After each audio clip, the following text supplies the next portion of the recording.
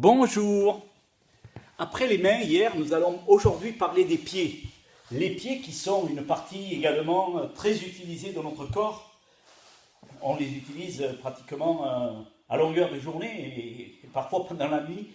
Voilà. Donc ces pieds, on va les assouplir, on va faire une petite gymnastique qui va nous permettre de prévenir tous les petits soucis qui peuvent leur arriver, c'est-à-dire par exemple l'affaissement de la voûte plantaire, c'est-à-dire des problèmes d'arthrose, c'est-à-dire les problèmes par exemple de manque de souplesse et donc la survenue des entorses.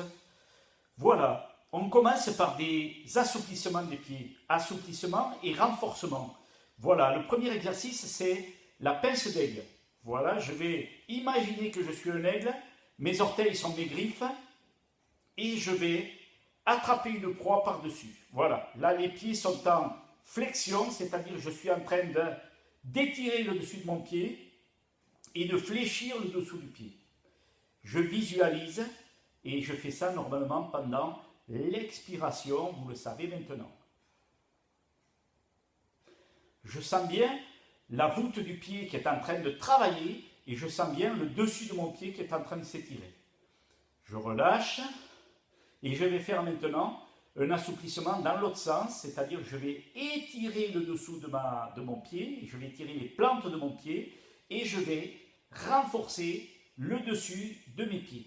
Voilà. Autrement dit, je ramène les orteils vers mon menton. Je ramène très fort les orteils vers mon menton. Très bien. Donc, je refais cet exercice, j'inspire, je me prépare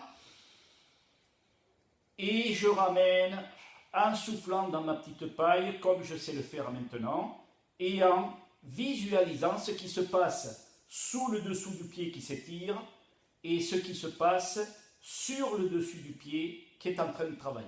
Mes orteils sont vers mon menton. Voilà pour les pieds. Je vais maintenant passer aux chevilles. Les chevilles, je vais les solliciter en étendant, en allongeant mon pied, en mettant mes pieds en extension complète. Et là, je visualise mes chevilles, le dessus de mes chevilles qui est en train de s'étirer, et la partie arrière, par contre, qui travaille, c'est-à-dire je sens les mollets en particulier qui tirent. Et les mollets, ils sont rattachés aux pieds par les tendons d'Achille qui vont se fixer sous le talon. Voilà. Cette visualisation, je relâche quand j'ai fini d'expirer, et je vais faire le mouvement inverse, c'est-à-dire je vais remonter mes pointes de pied vers le menton, en tirant sur la pointe du pied et je sens l'extension de l'étirement de mes mollets, l'ouverture de mes chevilles, l'étirement de la plante des pieds et la contraction de toute la chaîne antérieure qui permet cet exercice. Et je relâche. Après avoir travaillé le dessous, le dessus, je vais maintenant travailler la flexion latérale. J'essaie de coller mes pieds l'un à l'autre sans écarter mes jambes. Je colle mes pieds l'un à l'autre et là je sens les ligaments latéraux externes qui s'étirent et par contre je sens la contraction à l'intérieur de ma jambe. Et je profite de ce moment en demandant à mes chevilles de s'assouplir latéralement. Cet assouplissement latéral est très très important. Il permet de garder une bonne élasticité, viscoélasticité de mes ligaments et de mes tendons. Voilà. Et il me protège un peu contre les accidents articulaires.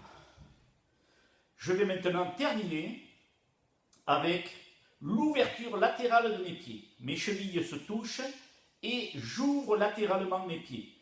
Je suis dans l'expiration et en expirant, eh bien, je vais visualiser ce qui se passe, la contraction qui se passe à l'extérieur de mes jambes et de mes chevilles et l'étirement qui se passe à l'intérieur de mes chevilles et de mes pieds.